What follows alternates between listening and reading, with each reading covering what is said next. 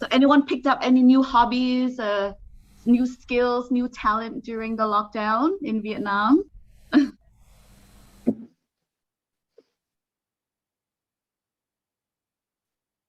I've been gardening. Oh, wow. Gardening is, you have the green hands or you kill most things? No, I kill most things, but I'm trying my best. Hey, it's the thought that counts. I definitely don't have the green hands for it. I really envy those people that can just make anything grow and the garden's just lush. Yeah, I agree. I just recently killed a succulent, so I'm kind of losing confidence. Don't feel bad. Tia has fake grass in her backyard. Yeah. Exactly. I didn't want to go there, but yeah, Brad got me. Are you in San Francisco, Brad?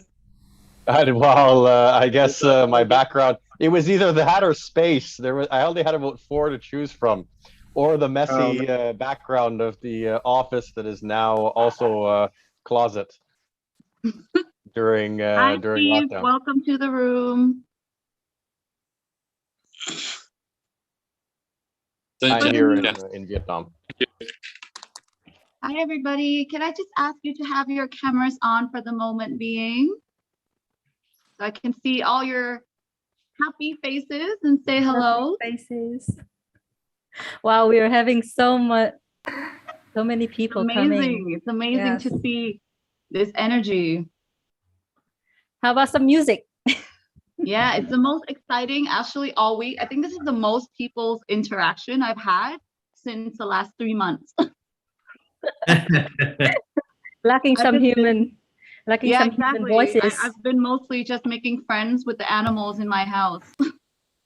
How about the plants? Well, are they talking to you? So From beyond the unfortunately, grave. it's not a living organism. Hi guys, gotta have your cameras on. Yes, I cry. By the way, I'm using my phone because my laptop, the microphone on it doesn't work, and I want to be able to see everybody. Sure. So I'm using that, but I'm blacked out, just to let you know.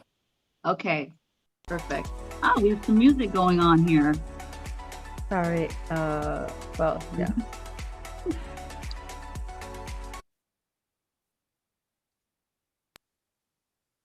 Wait, I see, like, I'm very envious of those that are still during the day. We're in Saigon now and it's raining and thundery and dark and yeah.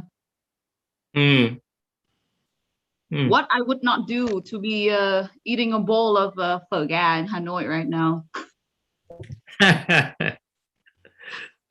You can find it in Saigon. You just have to look for it. Facebook is a good place to look for food right now. But I just, well, now it's a bit impossible. Now it's like whatever you can have at home.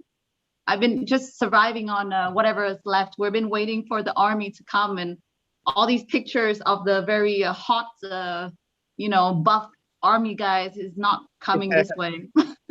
Oh man, they'll make their way. Don't worry. Tia put in her order, but she's still waiting. Yeah, I put in an order with different addresses each day. I'm kind of like waiting there. You're in Hanoi?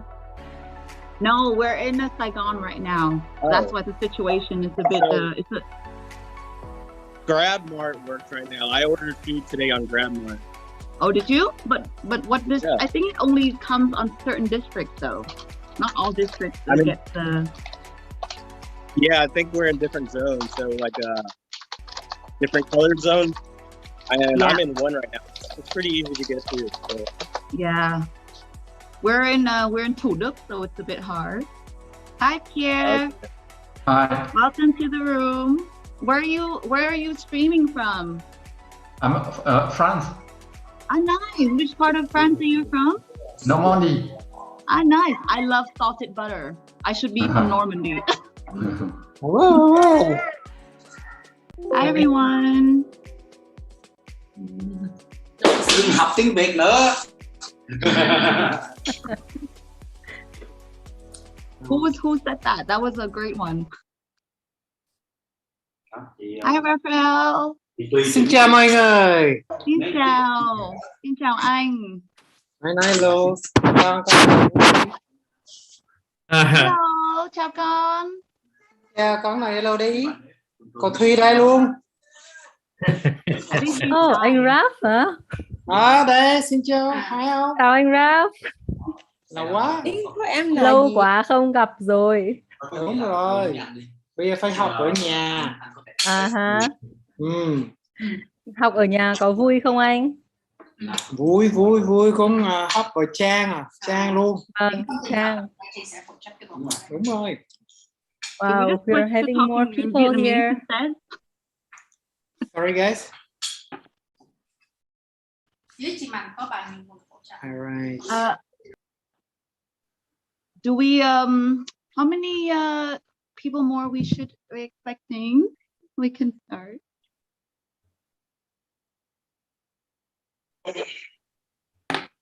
Maybe I think we should start now.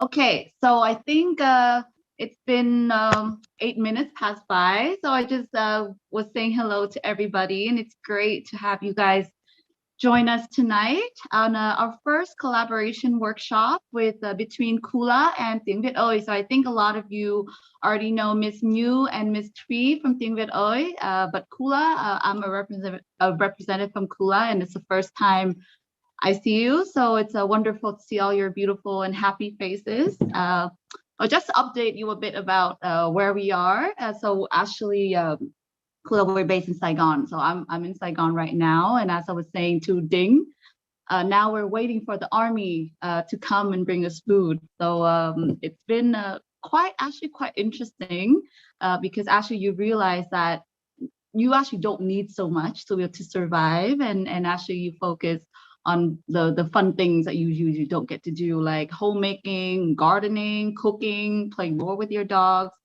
catching up on your crime TV shows, whatever it is. So I just will just talk briefly about what we'll be covering today. So as you receive all the brief from the emails, we'll be focusing on du lịch Vietnam. So for those that know Vietnamese, and for those that is just learning Vietnamese to start, it's basically we're focusing on traveling in Vietnam throughout the years. And so joining us today, we'll have our two beautiful hosts, Miss Nhu and Miss Thuy from Tiếng Viet Oi, and myself. My name is Tia, and I'll be representing KULA. So obviously you know a bit about Tiếng Viet Oi, and so I'll just talk a bit about that later. So our first guest for today, we have Mr. Brad Young. I think you can see him on one of the little screens. So Brad is actually, he's from Canada. I think he'll go a bit into I'll be representing KULA. So obviously you know a bit about Tiếng Viet Oi, and so I'll just I think someone is watching live, right? So our first guest for today. I can hear myself speak. Yes. That's because it's live on YouTube. Sorry about that. Okay, no worries. If I can just ask you guys to mute now, but just please leave your camera on because we want to see your faces. Okay. Thank you. All right, so we'll go back to Brad. For Brad, he is actually a good friend of mine, and he has been living in Ho Chi Minh City, specifically since 2007. He's originally from Canada, and later on he'll tell you a bit more about his journey and his experiences in Vietnam.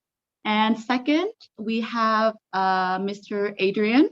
And he's an entrepreneur originally from France, from the south of France. And he's been working and living in, both in Hanoi and Ho Chi Minh City since 1999. So it's been 22 years, so a bit longer than Brad.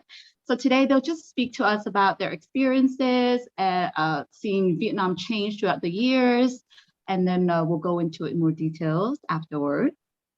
So first, I'll talk a bit about what we do at KULA. So for those that are living in Ho Chi Minh City, we're actually an art studio concept space. We base in Thao Dien. So what we want to focus on is basically providing a multi-functional space to learn about art, to have dance exhibitions where we will teach art, and we'll also host community events. We'll have a shooting studio and just a cool hangout space that you can just come, unwind, paint, dance, draw, whatever that you like. So regarding Tiếng Viet Oi, I think since they are our main host, but I just talk a bit about Tiếng Viet Oi for those that are new. So they've been established since 2013. So they're based in Hanoi. However, they have clients and they're teaching different dialects. So whether you're from the north and you want to learn more of a northern accent, if you're living in the central part, or if you're living in the south, they actually customize their curriculum to match these accents. So obviously very, very useful if you have your partner, your children that wants to basically connect to the roots, or those simply that just wants to learn Vietnamese to just get by. Obviously, we'll talk about that later on, how it could help during traveling in certain areas in Vietnam. And at the moment, they are hosting online classes, but they have both online and offline classes for both private and group for those that want to choose a class that fits them. So I will be talking about the collaboration today. So as you know, language and art, it actually benefits and complements each other. So this is why we want to start off this series of workshop between KULA 3065 and Tiếng Viet Oi to create like a fun and creative platform to learn language, to maybe pick up an old hobby that you might have from a long time ago, and just to find different ways to connect to the culture of Vietnam, whether you're interested in the culture, like I said, or you have kids, or you have your partner. Okay, so that's just a little bit of a summary on what we're going to go through today. And during the game later on, I would just ask everyone to participate because we actually have some prizes. So let me just pull up the prizes. So for the prizes that we'll have for people, sorry, admit that. Tiếng Viet Oi is generously offering 10% of all their courses for 30 hours and for 3 months. So you can apply to use it within 3 months. And they'll also give out 100 survival phrases in Vietnam in a PDF form for 3 winners of the game later on. And us from KULA will offer 10% of all our online art packages, so that whether you want to pick up portrait drawing, you want to learn about watercolors, you want to have a one-on-one acrylic, and we'll just have it all to cover. And for the 10 most interesting answers later in the game, you would also get 1 free class of the painting and chilling with KULA's creative guide. So please participate, and then hope to see you soon online and offline. So I think I'll pass over to Miss Nhu and Miss Thuy right now, and let's get started. Thank you so much. Okay, thank you. Thank you, Yeah. Such a sweet opening and introduction. So Auntie Tina has introduced Thuy from TVO, and together with me today, let's meet chị Nhu. Hello, I'm Nhu from TVO. So actually we met many familiar faces here, right? And with me and Thuy also. So today together, we will be your hosts for tonight's event. And without further ado, let's dive right in with a short video introducing the beauty of Vietnam.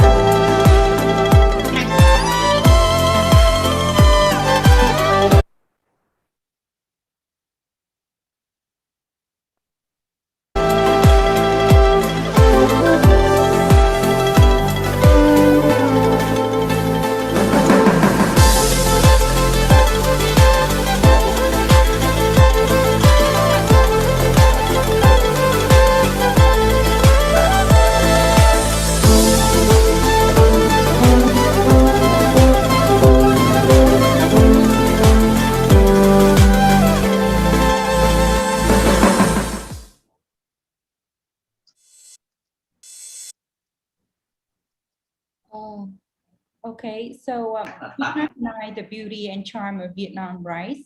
I just wonder if right now you had an opportunity to travel anywhere in Vietnam, where would it be? Please type down in the chat your desired locations. I would like to know where would you like to be, where would you like to travel if you had an opportunity right now?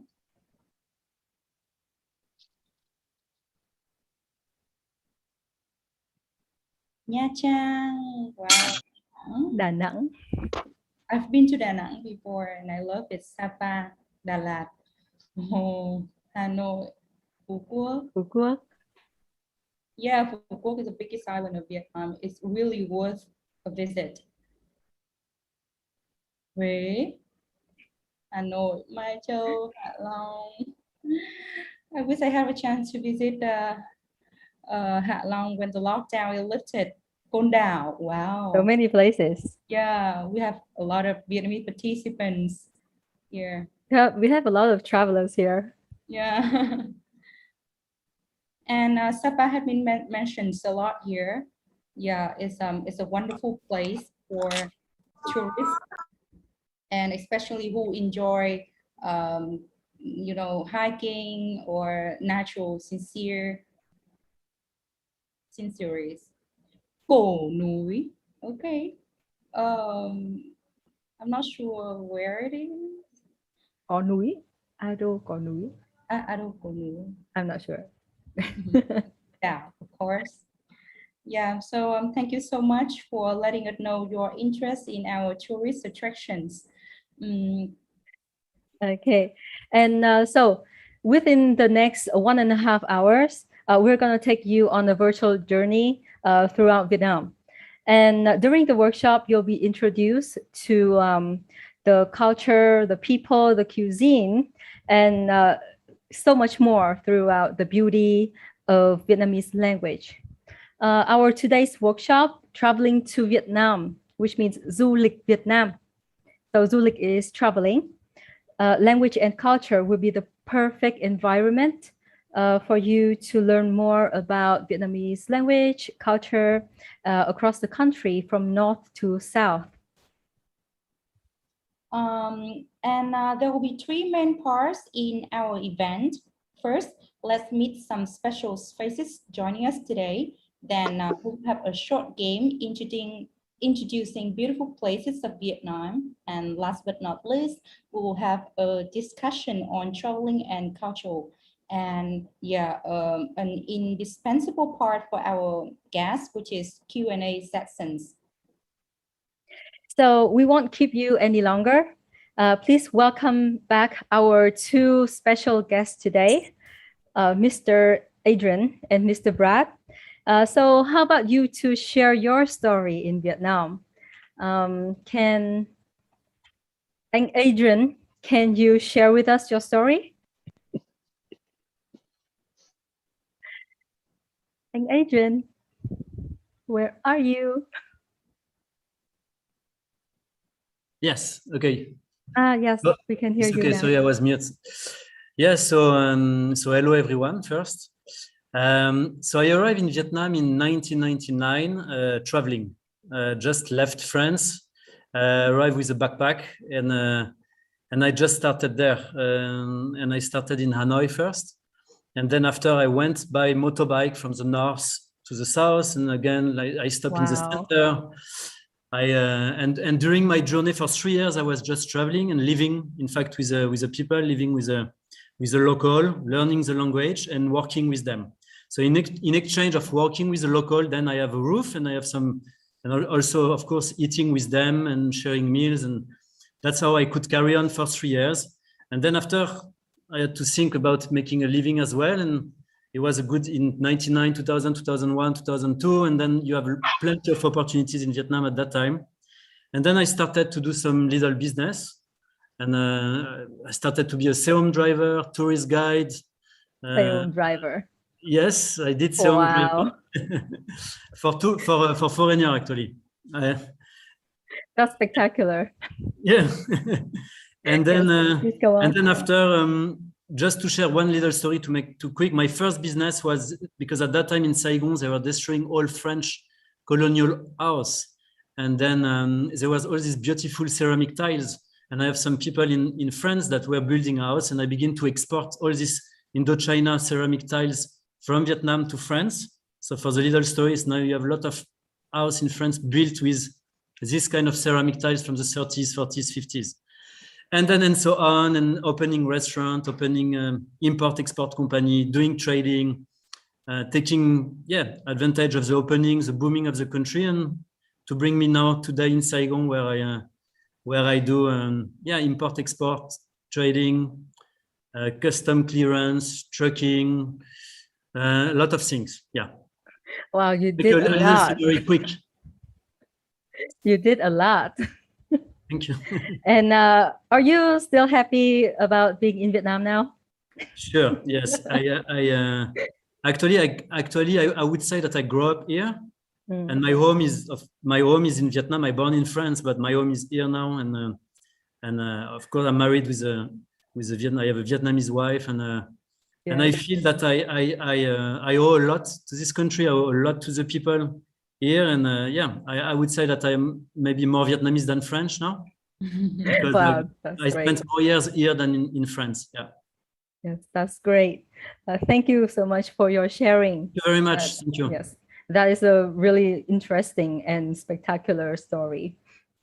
And how about anh Brad? What is your story? How did you start?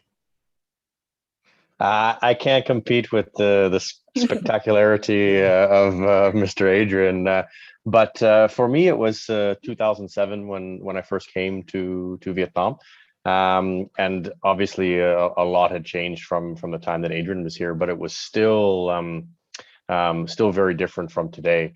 No, not many. There still, I mean, lots of motorbikes, not so many cars that weren't taxis. Lots of there were no helmet laws, all these sorts of things, and there wasn't a lot of people that were speaking English, let's say in stores or in restaurants like there may be today. I came from Canada. I came on a whim with a good friend who is what you call 𝐕𝐈𝐄𝐄. Grew up in Canada, but had come back to work for a company here in Ho Chi Minh, and so I came out here and started to work for a Danish furniture company here and doing manufacturing and trading, and then it's been 14 years. I'm still here.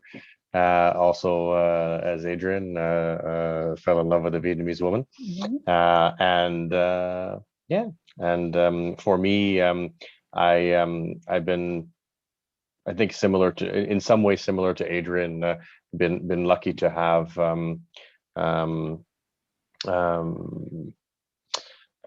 a lot of opportunities to travel Vietnam and to have Vietnamese friends and colleagues to have some experience with the country and with the culture, and it is a second home for me, and I'm very grateful for everything that has brought me. Thank you for your story. And you know what? Actually, Mr. Adrian is kind of envy with the two cats that you're having in the picture. Because they are too cute. Yeah. I didn't see these pictures. These were submitted by actually Brad and I, we had absolutely no ideas that this picture were going to be there. It's a surprise for us. Well, luckily there's no any inappropriate pictures of you guys. Yes, that's right. Thankfully. But when looking back at these pictures, do you like remember and like does it remind anything like a story or like a special memory to you guys? The pig was very heavy to carry in the wedding. I can tell you that much. My arms were tired at the end of it. But for me, I think that at least for me, the beauty of traveling in Vietnam is I would say three things: the people, the food, and nature. For me, if I'm somewhere like Hanoi or Ho Chi Minh, to go out and eat street food and this kind of thing, and sit down and friends and family and that kind of thing, that's the best part about it. And then, as you can see from some of the photos, then when you have a chance to get out into the countryside, I would say as a tourist, that's fantastic, especially if you're a little bit more solo. If you have friends in the city, it's fantastic. They can take you to the places and that sort of thing. But I have lots of fantastic memories, and I think that even if your Vietnamese is not great, the beauty of Vietnam is that people are, I tease Adrian, it's not like going to France where if your accent isn't perfect, they don't want to talk to you. That people are very, very open and welcoming, and if you're making an effort to try to speak Vietnamese, people are very appreciative and will support you, and you can figure out ways to communicate even if your Vietnamese is terrible, and that opens up a whole different kind of connection with people and places that otherwise you don't have the opportunity to experience. Yes, that's so true. And we totally agree with you. And thank you very much for your sharing. Yeah, I remember the first time when I started teaching Vietnamese, I was so impressed with, just my student was giving the effort to learn our language. And I was, amazed by their Effort. a little bit broken Vietnamese, I would say. So I guess Adrian and Brad had been living here for more than a decade now. So you may know a lot about our life here. So we've already prepared a little bit challenging but really fun activity for you. So are you ready? I guess we have to be. Very nervous. Just take it easy. As a Vietnamese, even is very nervous to know what this, for the inner competitiveness. It's not a test, so don't worry. Yeah. Okay. Yes, So it's not a test. Only 10 pop-up questions about Vietnam, and whoever knows the answer first, please get to talk first. Okay. Okay. Are you ready? Yes. Yeah. Sẵn sàng chưa ạ? Can everyone Chơi put luôn, up chơi their luôn, thumbs? chơi luôn. Everyone's ready? Chơi luôn. Chơi luôn. Wow, chơi luôn. Okay, question number 1. Đà Nẵng có cả biển và núi, đúng hay sai? Đúng. Đúng, chính xác ạ. Đúng ạ. Anh có biết tên của một ngọn núi nào không? Do you know like Bana. Oh yes, Bana. Không có núi, it's a hills. Bana Hills. Hills, yes. Have you ever heard of Ngũ Hành Sơn? Ngũ Hành Sơn. Anh chưa đi núi ở Đà Nẵng. Oh, you should. And of course the sea, right? Or the beach. Yeah. Really, definitely. I've been to the beach, definitely. Yes.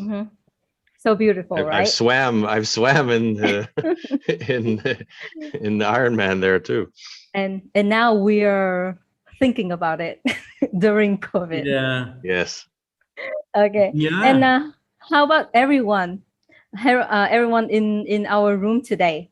If you have been to Da Nang, please give me a thumbs up.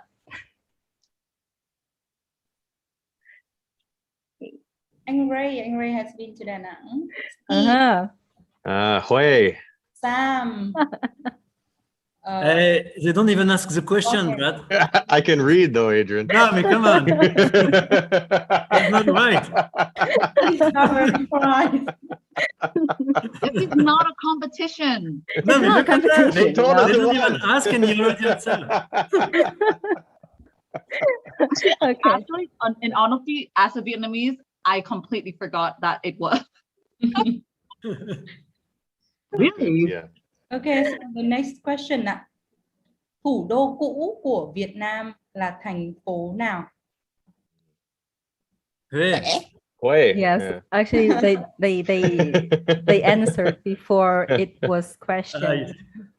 But the Yes, citadel, Hue. like the old city in Hue is very interesting to go to. It's yeah, it's one of the few places where you have these kinds of like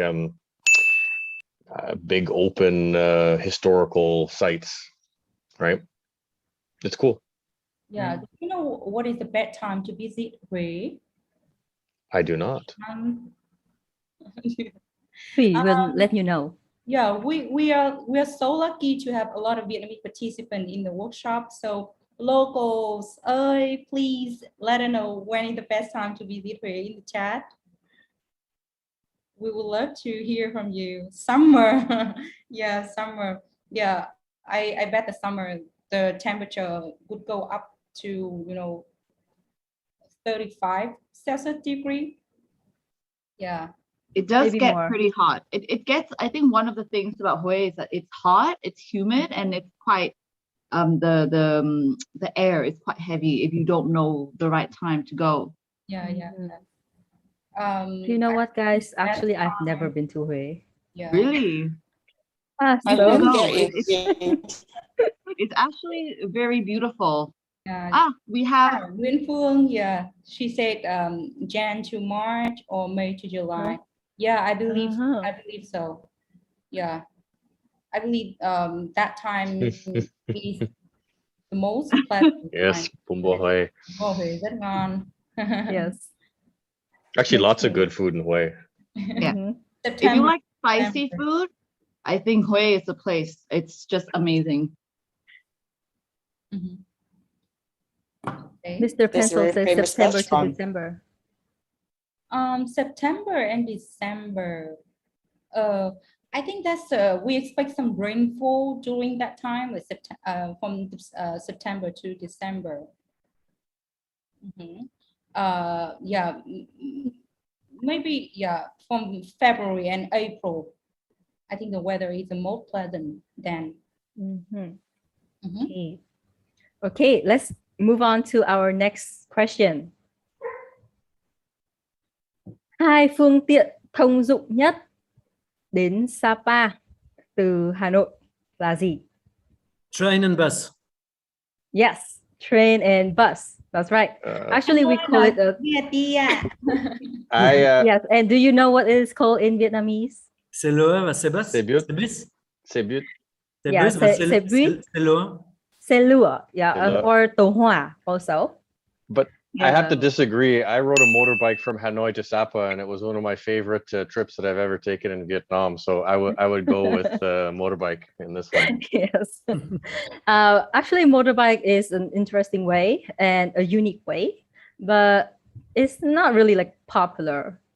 So yes, it's a little bit rough staying in places right. along the way for sure. And of course, but it's you will actually have, yes, a lot of memories with it, right? Yes, it's pretty amazing when you go through the countryside to see people in their traditional traditional outfits, not for like they're not doing it for tourists. They're doing it and they're working the fields and it's just what they wear, and this is just the life that they have. So it's kind of cool to see that. Yes, and I think it's an amazing way to like immerse yourself into the culture. So yes, although popular, it is xe khách or xe bus. So xe khách is how we call the bus that goes on longer routes, like from province to province, city to city, and it's called coach and tàu hỏa or xe lửa. And moreover, we have other means of transport. Of course, it's not really like something you could not do, but bicycle, like cycling, is a bit hardcore. And plane we can't, unfortunately, because we don't have the flight there. And xe máy, which is motorbike. So we have some vocabularies here for who wants to know more about transportation in Vietnamese. Okay, thank you. Our next question. The next question. Cù Luông thuộc tỉnh nào? Thanh Hóa đúng nhỉ? Is it Ninh Binh? No. It looks like the north. They're very close, but not Ninh Bình. Is it Thanh Hóa? Yeah, perfect. Chị Tina is Thanh Hóa. Yes, Thanh Hóa. Actually, I've been really wanting to go to Phú Luông for the longest time, and obviously with the COVID, it's a bit hard. But I heard it's amazing. Yeah. Chị Nhu, can you take the next question? Okay. Ready for the next question? Ask Brad. This question is quite interesting because we will have many ways to answer. Đồ ăn ngon. What do we say? Rác ngon. Yeah. Ngon. Quá ngon. Okay. Quá ngon. What Cái else? này bên bên này quá ngon. What else? What else? What else? Thêm một phần nữa. Malem. Yes. What I think else? that is more slang though. So for those that is That's looking, right. this can also be applied when you find someone is beautiful or hot. You can also say malem. Like yummy. Ngon dã man, yeah. Yes. Oh yes, Thủy just said ngon dã man. And believe it or not, but you will sound. Oh, let's see the chat. Yes, ngon dã man. Chang said. Okay, and believe it or not, you will sound definitely like a local if you say ngon vãi. Have you ever heard of this?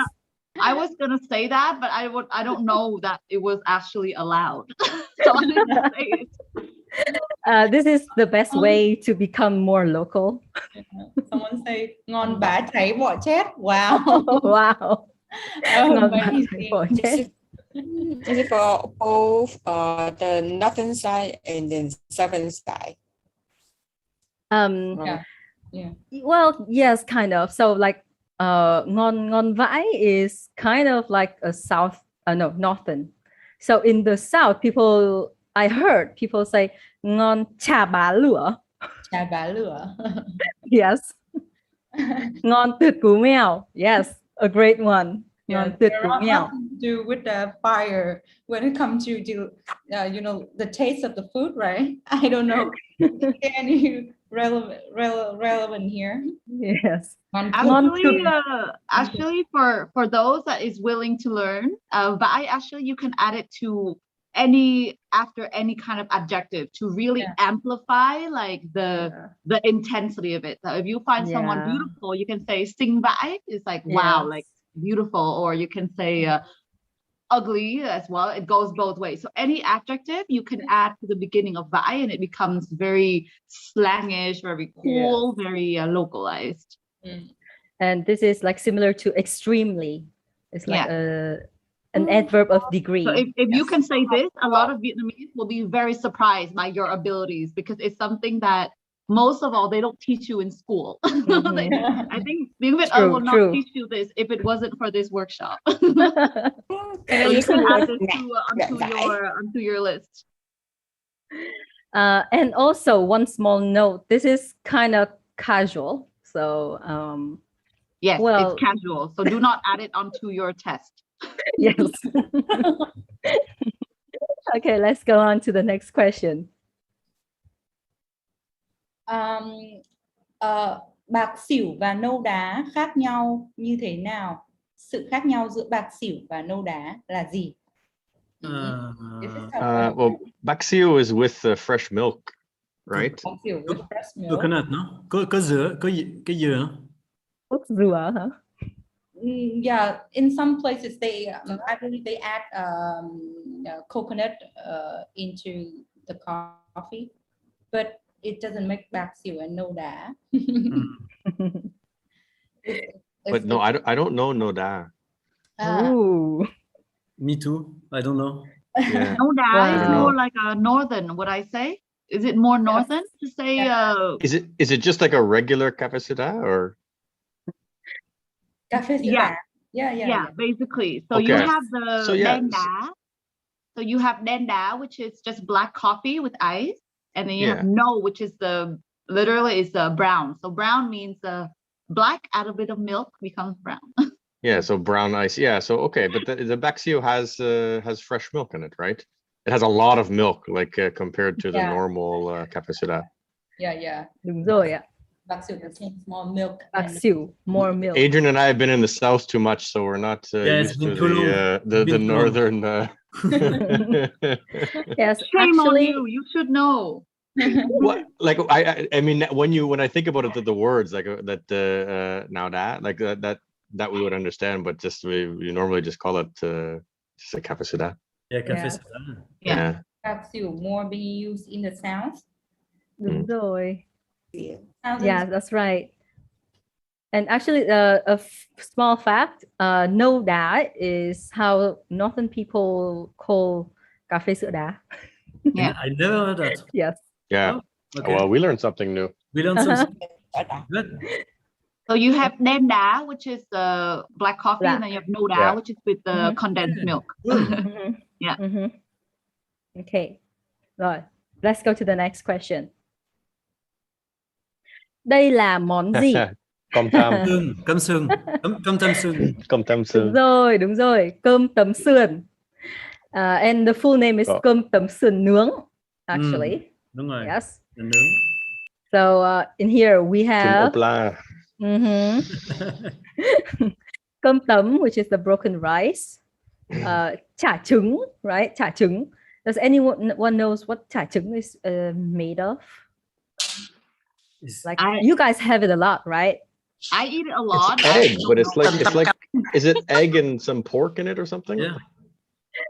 Yes, it's actually like a mixture. So it depends on like each store or like each shop, but basically they will have eggs, mushroom, meat, or maybe some seafood even. Yeah. With an added touch of heaven. Yes. and then they steam it. And we have bì, which is the shredded pork skin. And especially, right, the dipping sauce, which is the nước chấm. So this is a mixture of fish sauce, sugar, nước mắm, đường, right? Yeah. And chili also. Yes. And it's really, really yummy. Very good. Yeah, it's really good. So do you know where, like to you, where's the best place to have this? Maybe some of our guests in the room wanted to know, like the best place. I actually know a place. And we call it in Vietnamese cơm tấm bãi rác, literally translate to cơm tấm by the garbage can. Where is that? It's actually this place. If you go to District 4, for those that live in Saigon, there's a very famous place in D4 that it's literally next to a big garbage where they collect all the trash. And the cơm tấm there, this guy's been serving it for generations, and I can tell you it is literally the best cơm tấm. So if you want to know, you can text me after. I'll send you the address. The address, right? Because it's just like there's no actually number, but I just call it cơm tấm bãi rác, which means the cơm tấm by the garbage, the big garbage dump, and it's excellent. And so, like in every place, right, there is like a hidden gem. Yeah, each district has some. I know I used to live out in Levency, and there's on one of the, I think it's Huynh Van Ban, or one of those side streets, there's a pretty famous cơm tấm place. Here, and now I live in District 2 in Thao Dien, and there's a pretty good cơm tấm place on Quoc Hương as well. Yes. If people are living in the Thao Dien area. Yeah. And here Also, Ray makes a very nice cơm tấm. Ray? Really? Yes, who is in this chat. Great. And here, Mr. Pencil said cơm tấm Ba Ghiền near Ba Trương Church, right? Did I read it right? Where? In District 3. Yeah, that's the one I'm talking about there. Same one. Yeah, it's very, very good. Yeah. Okay. So thank you for the information. Next question. Đây là món gì ạ? Đây là món gì anh? A bit challenging. No, I have to- listen. I'm on the phone, so. I think it's Oh, chow. this is but it's chow sua. Yeah. Yeah, Cháo in sườn. Hanoi. Đúng rồi, in Hanoi. Chow sua. Yeah, So, chow sua. This is the first thing that every time we go to Hanoi that I'm dragging Hami out to eat with some pepper and chili, yeah. chili powder. Very Yeah. good. So as you can see here, we normally have cháo sườn on the stool. Cháo sườn is not served in a fancy restaurant, but it is one of our street food, and believe me, it will be better if you sit on the stool and enjoy your cháo sườn. Okay, good. And the fried drumstick as well. I really like the crunchiness of this. Yeah, and is there any cháo sườn restaurant in shops? Minh? Yeah, Sao Chuan. Not that I know In of. Ho Chi Minh, I don't know. No, I don't know. You guys know what? We should make a business. Bring out the cháo sườn too. But you need the good fried dumplings, the quẩy, you know? Yeah, the quẩy. That's right. It's really great. It makes everything Crunchy. Yes. Yeah. Even with pho, you know. Yes. We always have pho with this. Honestly, for me, pho without the quẩy is not pho for me. Okay. Only served in the north. Is it served in the north or in the south? Sorry, can you ask again? We just heard some questions from, is it Candy? Yes. Yes. Can you raise your question again? Is it just served in the north?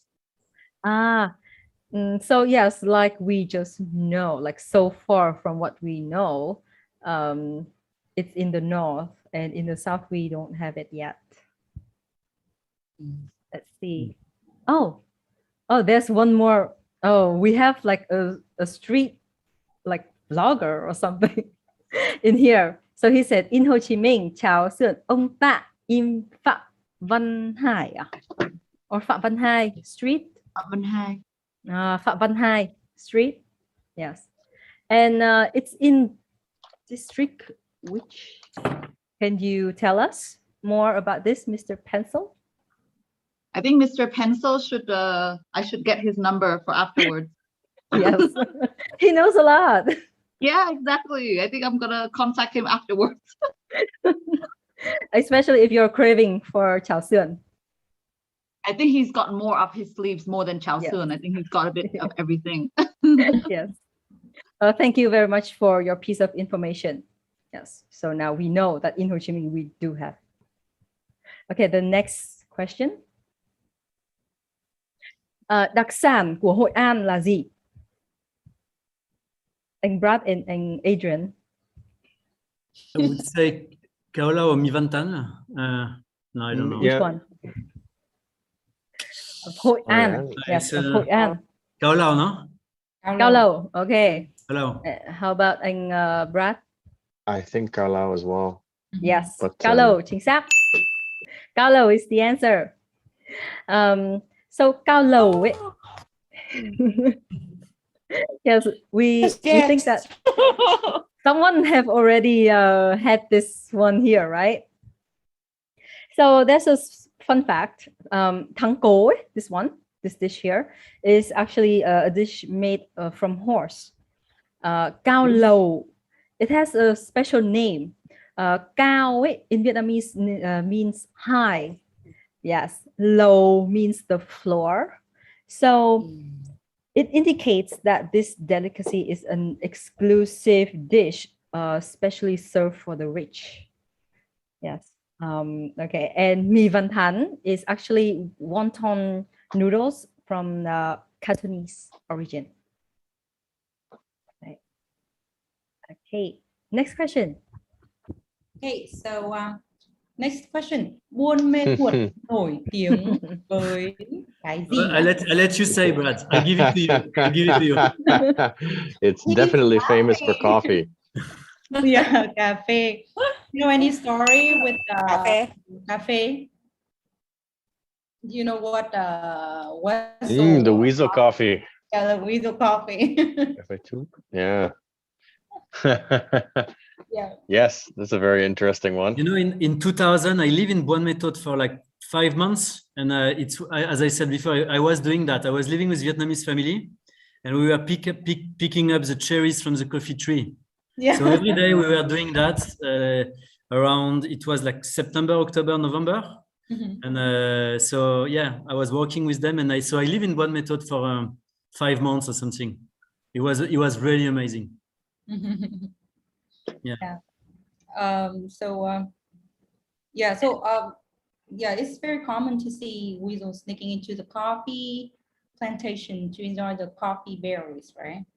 And they know how to do the best coffee berries.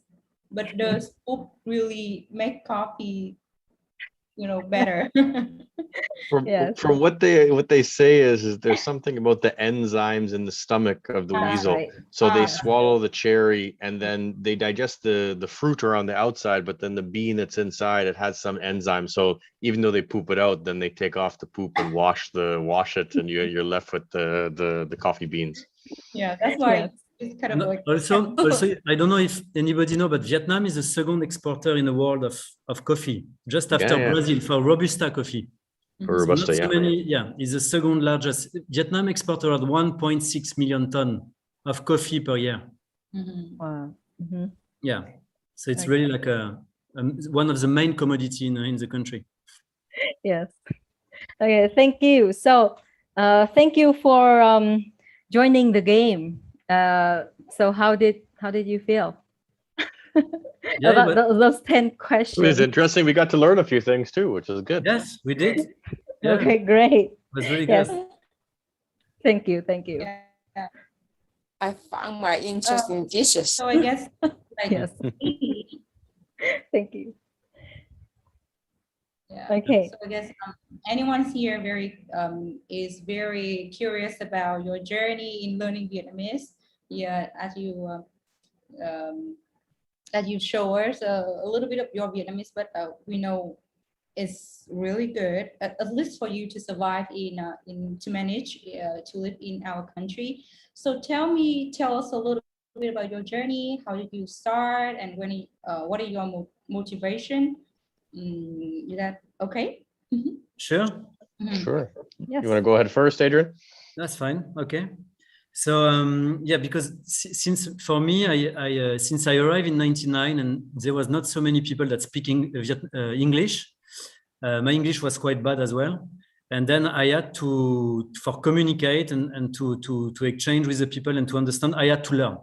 So I didn't go to school. I didn't follow any academic way. I just learned it by listening.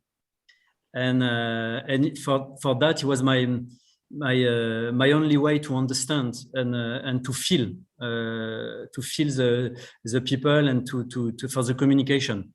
So for me, it was like just I had to learn. It was an obligation. Otherwise, I could not have continued my journey in Vietnam. Yeah, at that time. And also, I realized that learning, I feel that. To speak Vietnamese changed everything, because I have a lot of friends or people that come here and arrive, and sometimes they don't understand. As they told me, why is this person is reacting like that? Why I feel he's angry, or I feel he's sad, or I feel he's frustrated. And in fact, not at all. There is no frustration. There is no anger. There is no sadness. Nothing. It's just maybe a way of attitude. But if you learn the language and you can speak just few words, then you right away understand that there is absolutely no problem. There is absolutely no issue, nothing. It's just everything is solved, right? Everything is solved just because we can speak it. Don't even need to know how to speak a lot. Just few words, the basic words, because we are all generated by feeling. We're all having the same feeling, which could be, as I say, anger, love, frustration, and so on. And if we can just use few words, then it's super easy, and everything become clear. And there is no more like paranoia or thinking why he's doing this, why he's doing that. You know, in Vietnamese, they are a bit like this or like that. Sometimes they don't show emotions, they don't do this. No, if you can speak and exchange, and they're just like you or me, and we feel, that's it. So it's very, very important to speak at least few words. It changes everything, and your perspective also of the country, of the people. Then everything, in fact, come back to something very basic, normal as a human being feel. So really, I encourage everybody to even just learn the basic, and everything becomes, the experience become amazing. Really. Yeah, that's it for me. So I learned it on the street, I would say. Your turn, Brad. Yeah, that is one of the practical way to learn a new language. How about Brad? Could you share your story?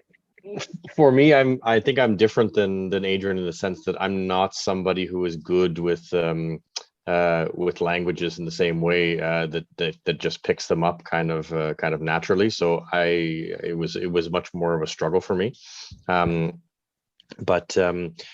So I tried classes at the university, and when I came, there wasn't so many options. Then I worked with a one-on-one with a tutor before work for an hour or two each day for about 6 months, and that was sort of what got me over the edge of being able to get a start. And then I used a whole bunch of different kinds of vocabulary. I had to create it myself, like take the books from the university and make some input them into some apps or something to try to create some vocabulary and work on those on my phone by myself.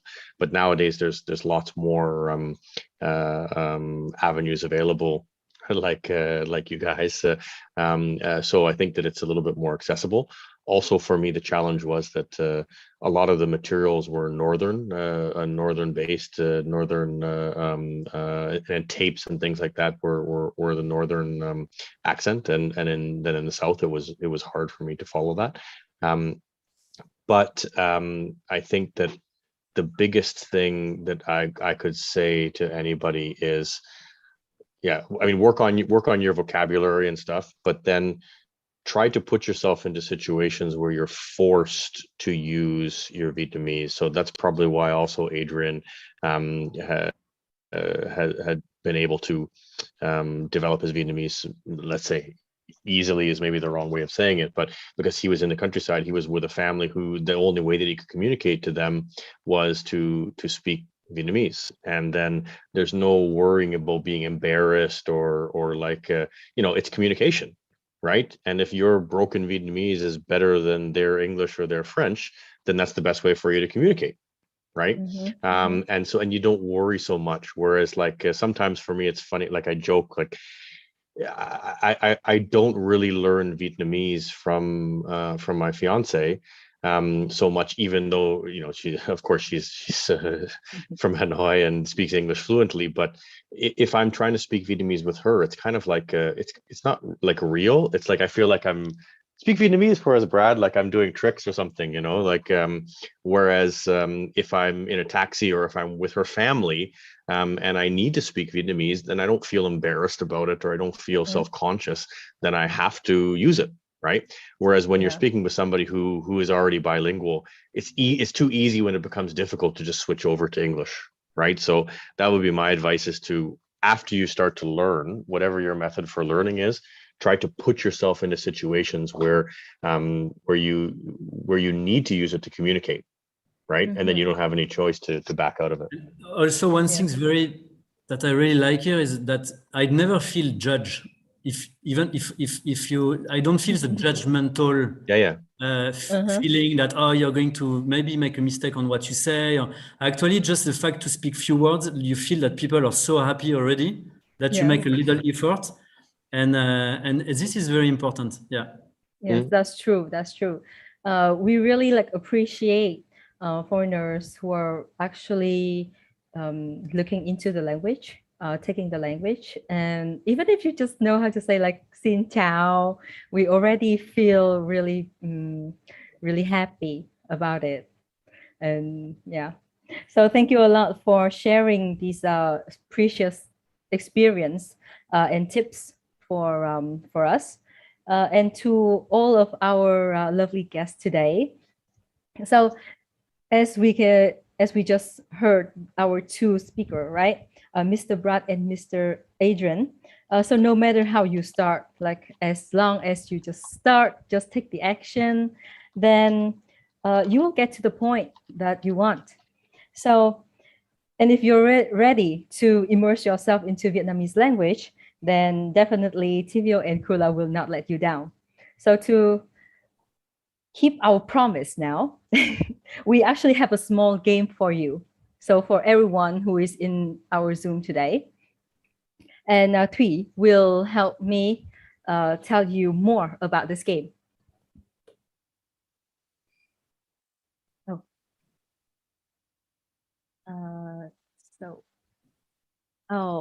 Maybe she has some problems. So, okay, so I will take over.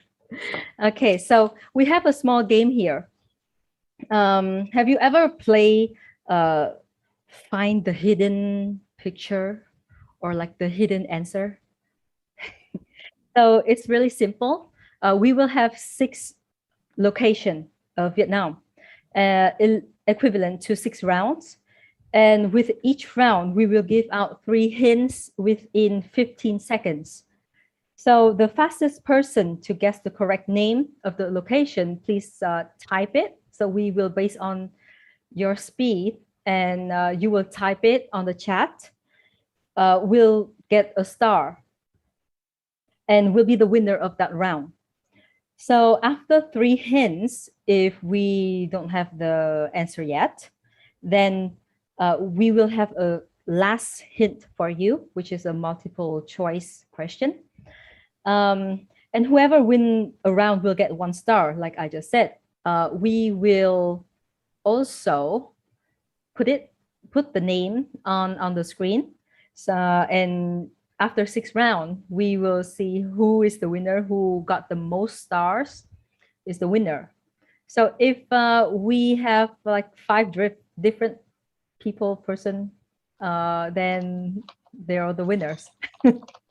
But of course, try to be the fastest and get the most stars, because we will have some special prize for you.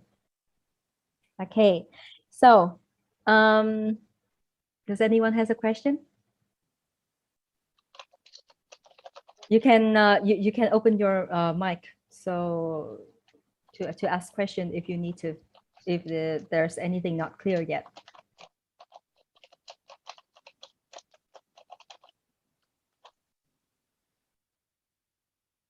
So if everyone understand and ready, please give me a yes or a có in the chat, please.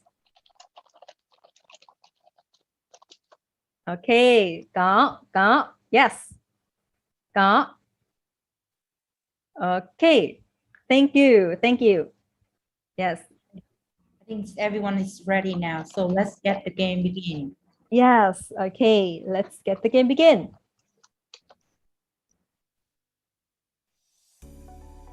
Okay, first, this place is only place in Vietnam that has snow. It has Phan Xipang, and there are lots of ethnic minorities people living here.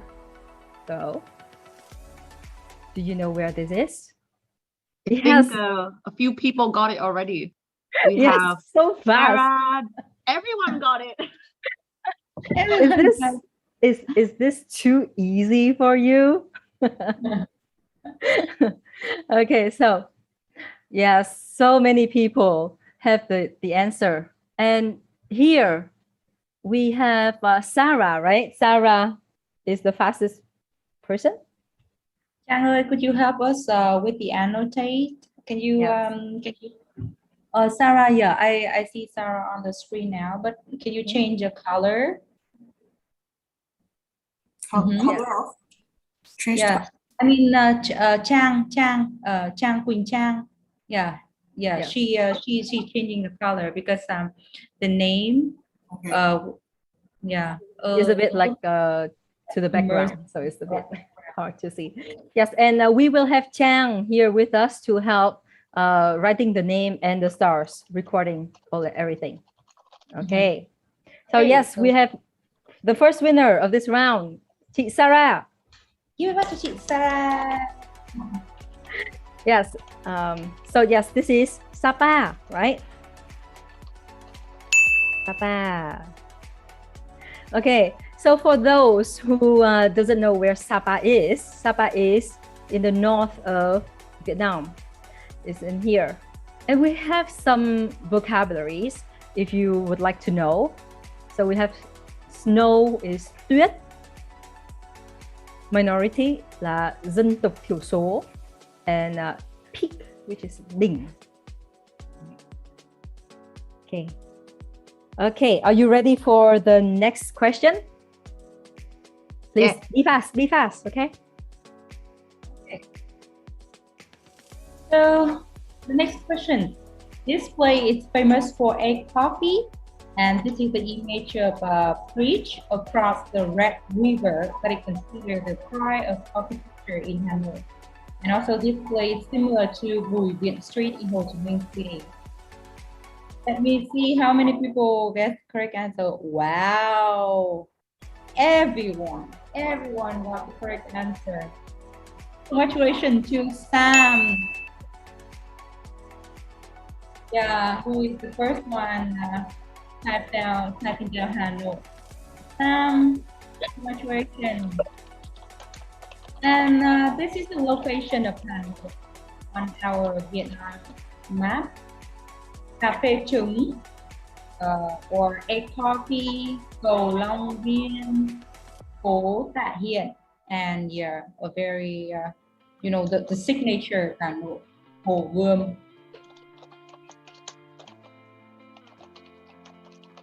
Okay, so we have our second winner here, right? For the second round.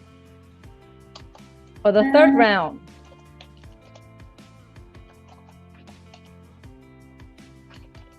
Okay, ready? This place is famous for scorched rice and goat meat. You can come here to climb. And tourists visit caves here by boat. So, oh wow, we have a lot of answers here. Yeah, this time. Can you help me read the answer? Yeah, someone says Hà Giang, Ninh Bình, Hải Phòng, Hạ Long. So let's review the answer then. Yes, this is Ninh Bình. Yeah, Ninh Bình. Yeah, so who is the fastest? Let me see. Sarah got answer. Sarah. So yes, chúc mừng chị Sarah. You have 2 stars. Yeah, you won the second round. Third round. Yeah. So Ninh Bình is actually under Hanoi, to the south a little bit. We have some words here. We have the scorched rice, which we call cơm cháy. The goat meat is thịt dê, right? And a boat is thuyền. And you know, this is actually in Tràng An. So that is the place where you go into caves and you will use thuyền. So there will be people rowing thuyền for you and bring you through the beautiful caves. Yes. Sorry guys, I have to interrupt. I think Mr. Pencil, please change your chat setting because I actually received some of your answers. It's direct message to me. So you can change the message to everyone because he was actually quite quick, and I just looked now that for the Hanoi answer, actually he sent it before Sam, but it was a direct message to me. So maybe we can have 2 winners for this part, for the Hanoi part. Yeah. Sure. So Quỳnh Trang, please, Mr. Pencil, we will give him 1 star also. And yes, thank you, Tia. So everyone, please change your chat to everyone, not to directly someone. So we would like miss out your answer. Okay, and I would love to share some fun facts with you. So as you can see here, there are some images of Ninh Bình, right? And does this picture looks familiar? Yeah. So it's actually it's a set of the film for the movie Kong School Island. So it was chosen as a film set in that movie, and so Ninh Bình province has preserved and turned that set into a tourist place. So from April 2017, visitors can visit, and actually they still have models of ships, of planes, resembling those in the film. So if anyone hasn't been there yet, you can remember this. Okay, the next question.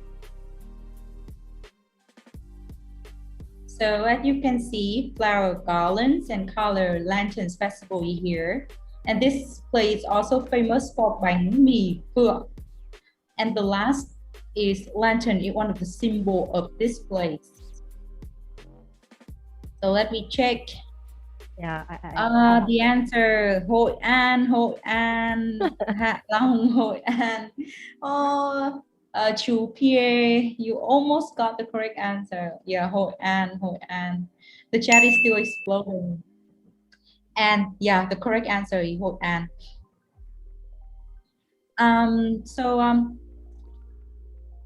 Hello? Who's our winner? Yeah. And let me see. The winner of this round is anh Steve. Wow, chúc mừng Steve. Chúc mừng anh Steve. Finally. I highly recommend going to Ninh Bình in the off season. Yeah. I agree with anh Brad Young. So flower garden and color lantern festival, which is lễ hội đèn hoa đăng, đèn lồng, lantern, or phố cổ Hội An, ancient town. So Hội An is the city that just around 50 kilometers away from Da Nang, and it is located in the middle of Vietnam. Some fun fact for you. As you can see here, on the backside of 20,000 Vietnamese money paper is an image of Chùa Cầu, a priest pagoda. Yeah. And one more thing, sorry to interrupt. I just wanted to say that you can't really go directly from Hanoi to Hội An, right? You gotta go through Da Nang. So usually people will fly to Da Nang and then maybe go by motorbike or bus to Hội An. Okay, the next question. And once again, congratulations, our winner. So we are looking for other people. So get ready. Okay. So the next question. This is an ancient house with French architecture built by the Zhuang family in 1870. This bridge was launched in 2016 and designed for tourists to walk and enjoy the scenery. And the last here, you can see this is garden tourism. This is really famous here. Where is this? Viet Oi, can you help me with our guests? Yeah, announce the winner. Sarah said it's Đà Lạt, Hải Phòng. Steve Cần Thơ. Mr. Pencil actually answered before, but he still. Can you change your setting to everyone, because you're the first one and you answered Bạc Liêu.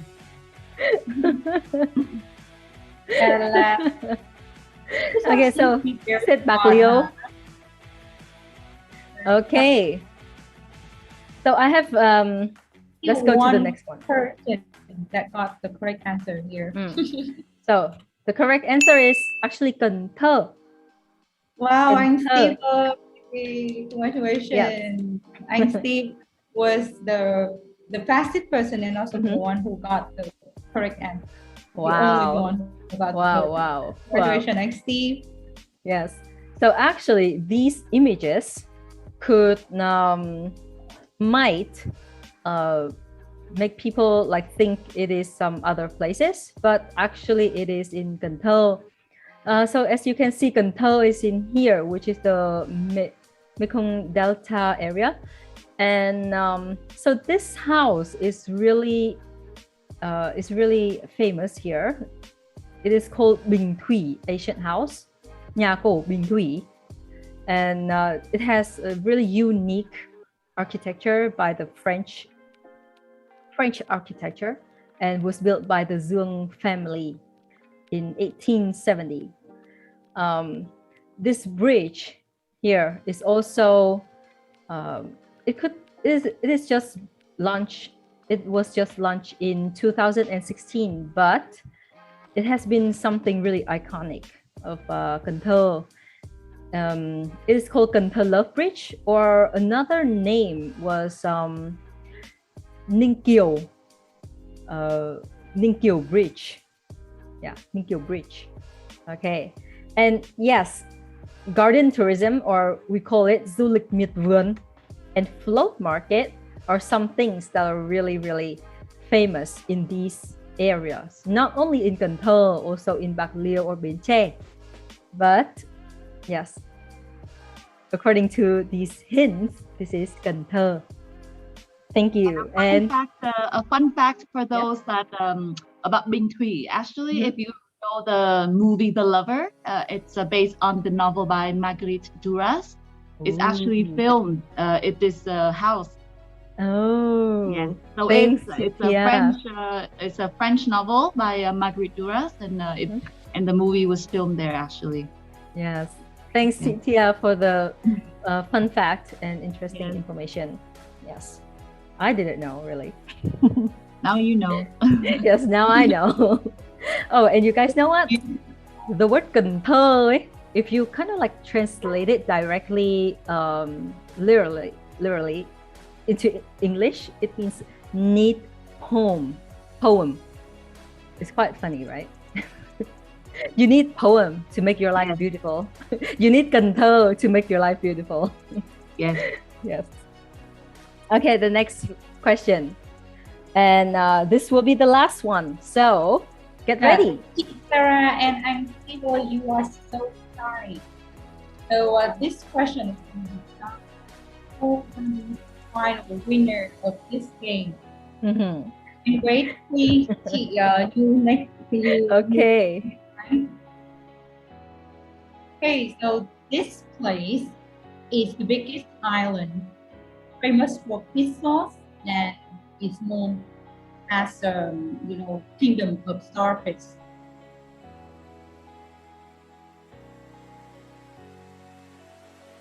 Here we have anh Phi Phú Quốc.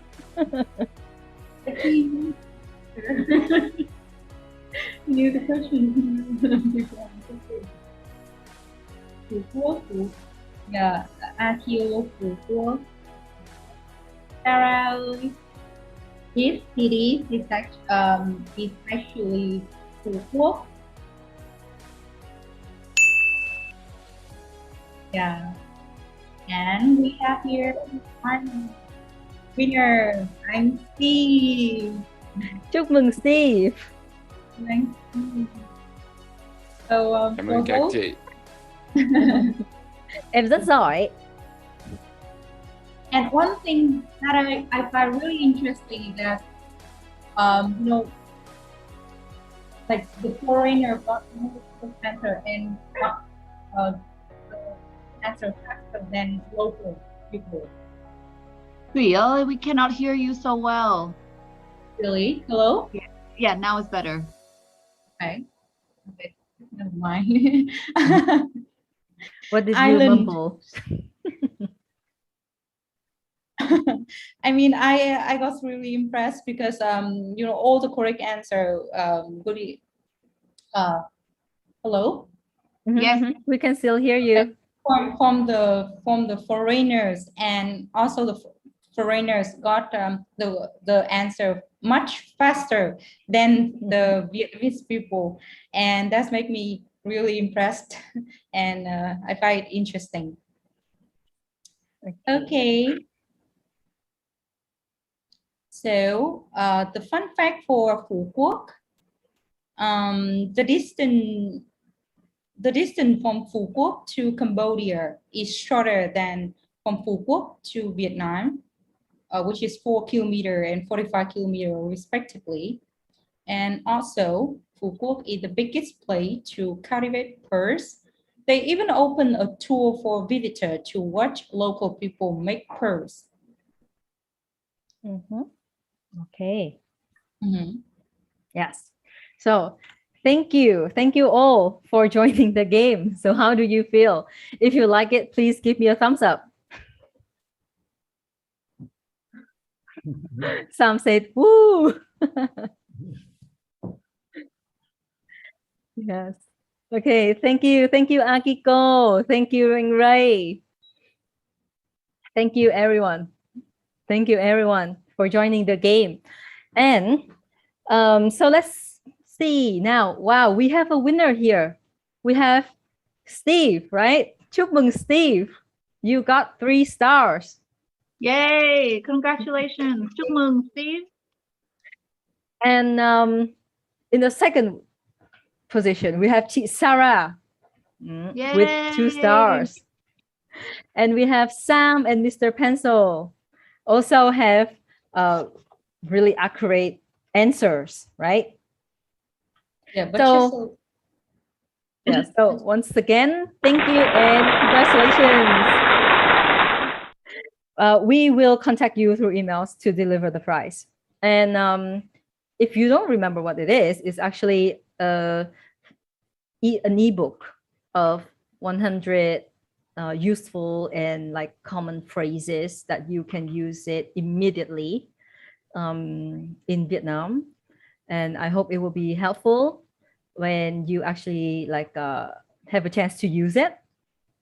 Okay, so once again, thank you very much. And I hope that we all of us learn something more about each places, although we know where it is, right? But there are some facts or some small places that we haven't heard about. Like I haven't, like before looking into 𝐻𝐿, I didn't know that Asian house. And yes, Tia told us that it was filmed in a film. Wow, that was really interesting. Okay, so once again, thank you. And however, don't you want to know more about Vietnamese culture? Then if you do, oh, I see some hearts on the screen. It's so exciting. Thank you so much. So if you want to know more, please welcome back our 2 guests and jump into the Q&A and discussion part. So yeah, I hope that you are having fun, and Thủy will So basically there will be 3 questions for our 2 guest speakers and the guests as well. The speakers will write on paper and so their answers to it, and the guests, please type your answer in the chat. We really want to hear from you as well. You will help us with the first question, okay? Yes, okay. So we will have 3 questions as a discussion, right? So question number 1. Which place left you the greatest impression about Vietnam? Do you want to go first, Adrian, or? Yeah, you can. Oh, so I'll go first. For me, I would say from a travel perspective, the 2 most interesting or the 2 most memorable trips that I made were I mentioned before I rode a motorbike from Hanoi to Sapa, and that was quite nice. And then the other that I really enjoyed was in Quang Binh to go to Hang En Cave. So it's this is where you also have this Sung Dong cave, the largest cave in the world, which is a very expensive trip. I think it's like $3,000 or $4,000 to go. But also the third largest cave in the world is there, and it's like much more affordable. Maybe it's like $300 to go, and you trek out for one day, and then you spend the night overnight in the cave. And then trek out, and just that region and area. There's also, you can take a few more days, and there's a whole bunch of smaller caves and things that it's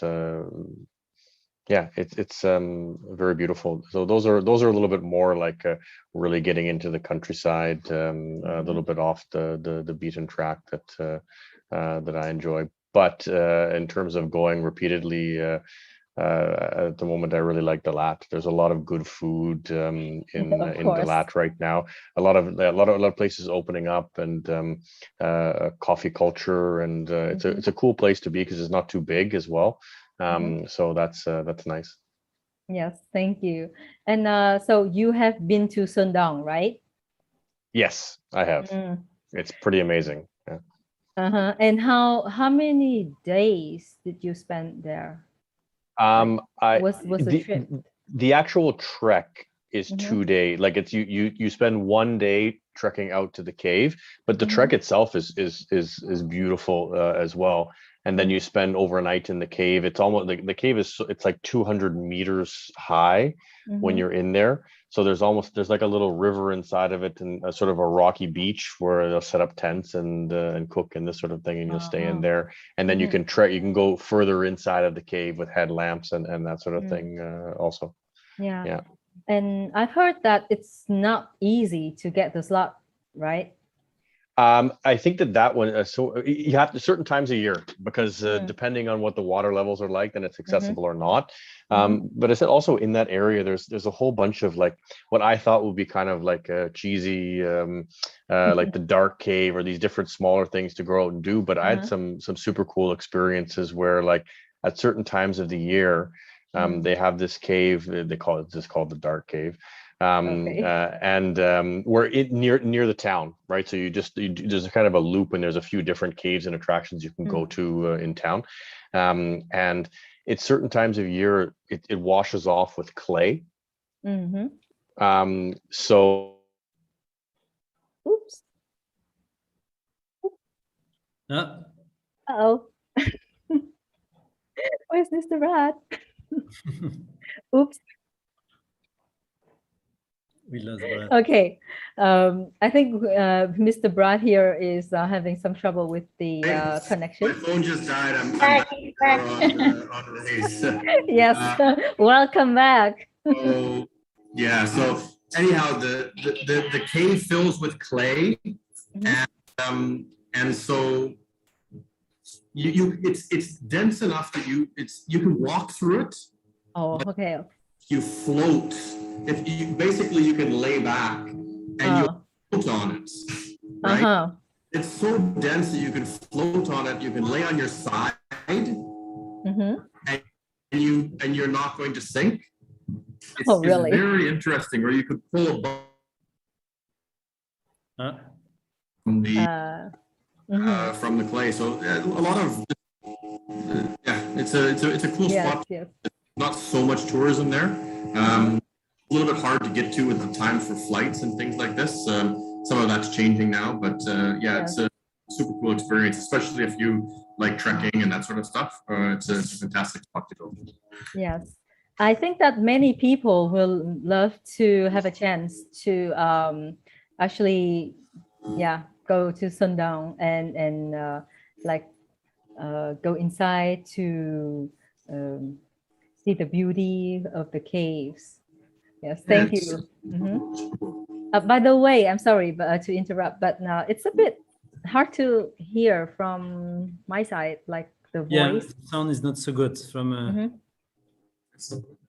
Yeah, the sound is to raise laptop here, so it's just on the speakerphone. So I apologize if the sound is not so great. Nothing. Okay. No problem. Okay, how about anh Adrian? For me, I would just say Hanoi. I don't know why, but to really take time to be in Hanoi and explore Hanoi, and there is so much to see, and about really like I don't know, the feeling of the city, the feeling of the past, the feeling of the history. There is something in Hanoi that for me that really touched me. Yeah. And when I am there, I feel somehow a bit transcend somewhere. I don't know. Hanoi is really particular. Hanoi come to my mind right away. If there is a place that we should take time and also the history and to learn and to visit, and it could be like weeks to discover Hanoi. Yes. And then Dalat, Brad was mentioning Dalat as well, and Dalat is not so big, but there is also a lot of history around Dalat and inside Dalat, and you're surrounded by nature, by forest, by mountain, by lake, and even like you go outside of Dalat, you can take a motorbike, so you can station in Dalat and then take a motorbike and explore all around, the area of Lamdong and Dak Lak, Baolok, and all of these places around, and it's beautiful. Like it's beautiful scenery. Yes, I personally also love Dalat, and I've been there like about 3 times, but I could go like many times. It's serene there, and even when you're with, because I feel like following where you go in Vietnam, of course, like anywhere in the world, people will have different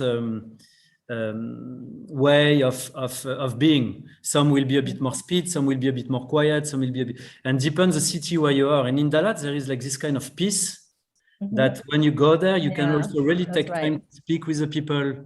The time stop a bit. I feel in Dalat something stop, and then you can, so that's why. And Hanoi for the experience. Hanoi, Yes, thank you. How about our other guesses? Okay, so let me check the chat. Anh Ray, he said that he like Ma Phi Lang, Lào Cai, and Sơn La. Yeah, Trang Quỳnh,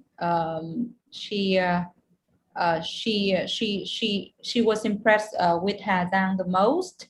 Hà Giang is a beautiful place. Yeah, Mekong Delta River. And Anastasia, she said she was in Ho Chi Minh City. And I'd like to hear from you, Anastasia. Can you please unmute yourself and share with us a little bit what you like most about Ho Chi Minh City?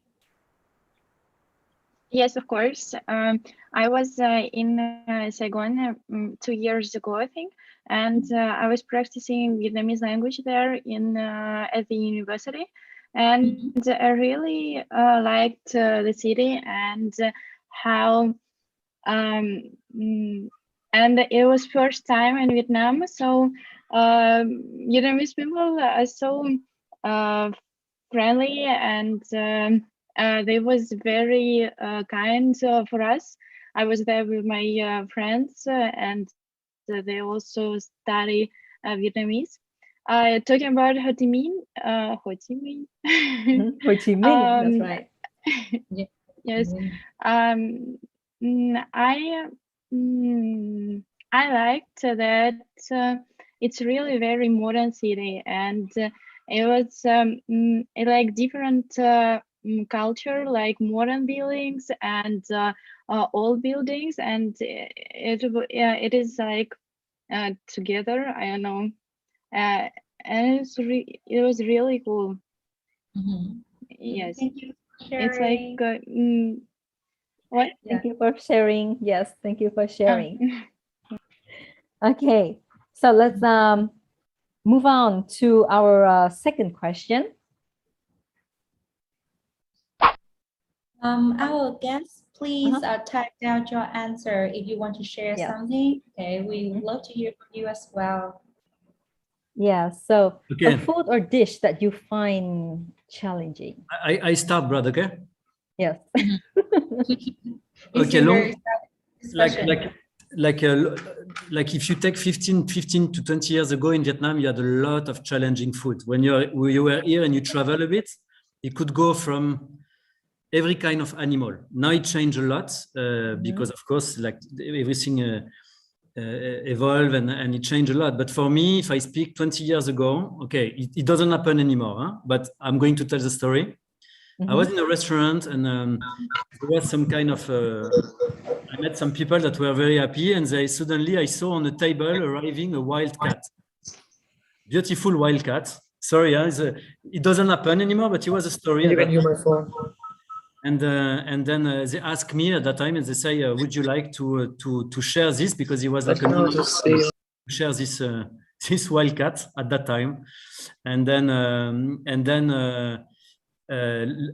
I say I was a bit. They could feel that I feel a bit awkward about it, and finally we didn't eat the wildcat. But I got very, very, very worried and scared about eating this wildcat.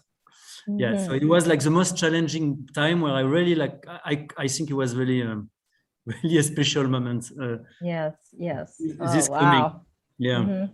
I know that a lot. I mean, it is sometimes. Some people consider it is fun or like hilarious, but yes, I can understand, like it would feel a bit weird, strange, horrible, scared, any kinds of emotions like that you could think of when you know about the truth, or like after you're being tricked. Yeah, because there is a lot. I mean, I ate rat, I ate snake, because also this is something they take it happened also one time, but it was okay. They open a snake, take the heart, put it in rice alcohol, and I had to drink it just in one shot. Like that. I don't know if the recent day it still happened because it's very cultural. I don't know, but before, like 15 years ago, it used to happen a lot. Now I don't know anymore. Yes. Yeah. Okay. Oh. Yeah. But challenging, huh? Yes. Your challenge, right? Yes. How about and Ray? Brad. You're back here. Yes, you're back here, right? So how about you sharing us which dish or like food do you find most challenging? Yeah, for me, my perspective when I first came to Vietnam was that one of the reasons that I wanted to come was to put myself outside of my comfort zone a little bit. So You definitely got it. I kind of treated it that if there was something that was maybe different than I was used to, that was one of the reasons why that was a positive thing. So for me, I'm pretty good with a lot of food.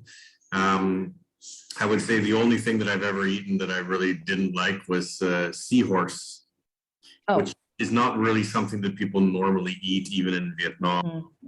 It tastes like maybe some wet sticks, wet twigs in a little plastic sack. Okay, nice. That's weird. Yeah. Okay, thank you. And how about our other guests in this room? Share with us like what do you find most challenging about food in Vietnam that you have ever? For this question, I haven't seen many answers yet. Not much.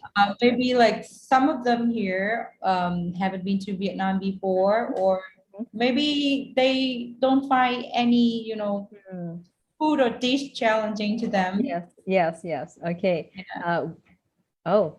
Fertilized eggs. I have one answer from John and Maximilian. He said fertilized eggs. Yeah, eggs. Quite challenging, Yeah. Even with I think with me, like when I was small, it was challenging. Yeah, I don't know why, but I couldn't eat it when I was like a child. But nowadays, like when I'm more mature, I like it. I like it a lot. Like okay, how about Yeah. How about Tia? From a local perspective. Tia đâu rồi ạ? Unmute. Yeah. You need to unmute yourself. As for me, I honestly, obviously I'm a big animal lover, and I try, even now we try not to eat meat. So we eat like fish and shellfish and things like that. But I have, when I was younger, because my dad used to work for the military. So obviously being there, he often gets given a lot of these, what we call precious, endangered animals, unfortunately, when I was growing up. And of course, being a child, I didn't really get a chance to have a say. So I've had dog meat. Obviously, having 3 dogs now, I feel terrible about it, but it was before. So I've had dog meat. I've had snake heart, snake skin. I've had hedgehog. I've had pig's brain. I've had rice wine with tiger bones when I was in my teens and I was in pain, and my dad gave me this. So yeah, I've had many many things. Yes, I would not you're use the quite word an challenging. experienced person.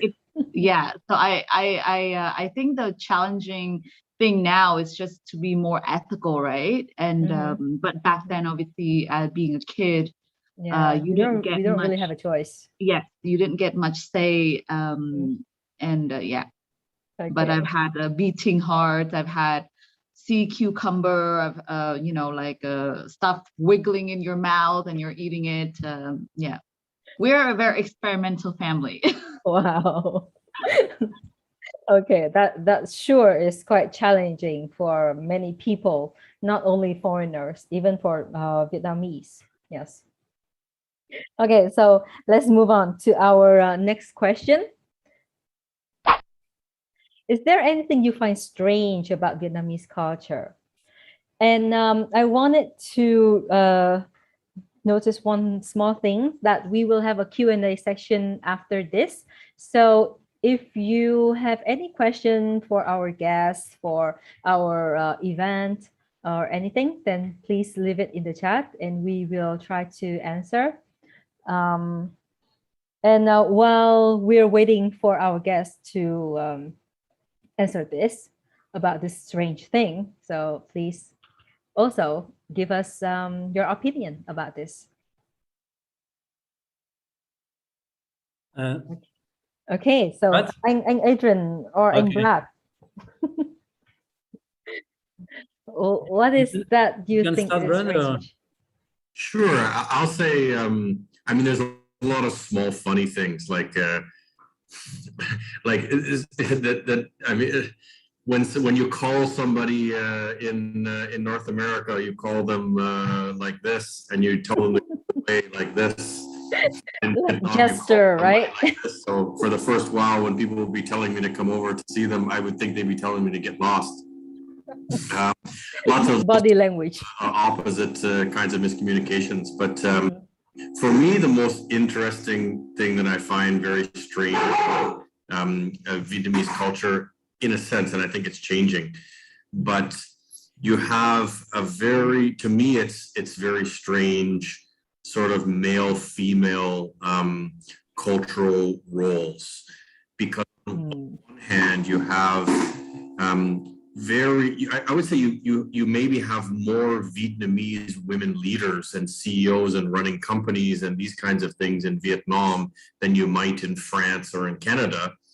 You have more women on construction crews in Vietnam than you would maybe in France or in Canada.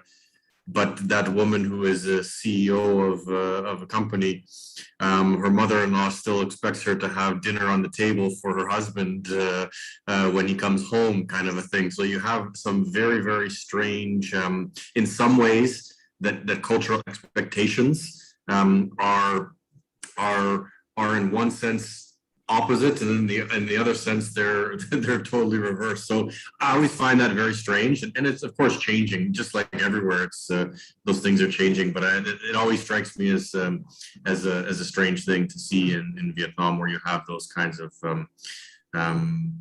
dichotomies. Yes, thank you, and Brad. How about Adrian? Okay, I would say sometimes you see some people, you know, and you really feel that they are fighting. Like you, in fact, there is nothing going on. It's just a way to discuss, and you could like misinterpret and think, oh, there is a fight going on, or it's because it's very loud, because there is some scream. But in fact, and again, we come back to the language. Then if you understand and you can speak Vietnamese, then you understand the words. And then once you understand the words, you see that there is absolutely no fight. It's just very animated, very, it's a way here. And I think for foreigners, sometimes they come here and they say, oh, what is going on? You know, like, oh, la, la, it's quite active there. In fact, no, nothing. It's just a way of... we are not aggressive, you know? No, it's just I think it has to do with tonal languages, that if you don't speak a tonal language and then you listen to somebody else language. But I thought that I heard many people saying that Vietnamese language is like singing. It's not like arguing. For me personally, I find it the northern is sounds a little bit more like arguing or aggressive, and southern sounds a little bit less. Oh, yes. That's just for me personally, but it's also kind of like the difference between Cantonese and Mandarin. Speak, but Cantonese sounds more aggressive and Mandarin sounds more flowing, right? So it tends to be more aggressive than the other. Yes, I totally agree. I myself also love the sound of Southern language also. It's really smooth, you know, smooth and gentle. And one more thing as well, last thing, also, like, you know, there is not so much contact. Like when you're in Europe, you're going to say hello, you kiss, you hug, there is all of this kind. And here, in fact, there is not so much contact, but I feel, in fact, Vietnamese people are very sensitive, very emotional, but there is some kind of, let's say, not a code of conduct, but somewhere where you don't show emotion, and you can see it. Yeah, kind of like reserved, right? Very reserved. Yeah, very reserved. Okay. And how about our audience? Do we have any opinion about this?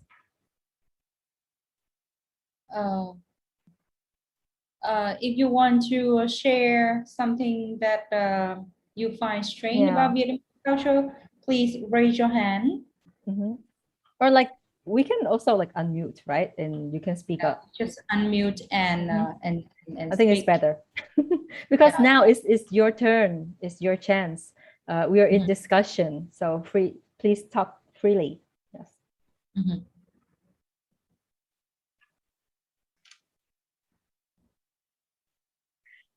Okay, so I think maybe while waiting, we could actually, like, for our perspective, we actually have some things that we find it a bit strange. Well, for us, it is strange, but I don't know if for you guys, if it's strange, like why Vietnamese people really like or really love to take photos with foreigners. Do you think that? Do you agree with that? Or like, have you ever been in that situation and you find it weird or strange? Or like, how do you feel? So please share with us. McDonald. Yes, I personally had that experience a number of times, and at one point, this woman posed with me. We took some pictures, and she gave me money. Really? And I refused the money. I handed it back. No, please, no, I can't take your money. But she insisted, and I thought, this is a new career. I can see this. You can actually make a living here.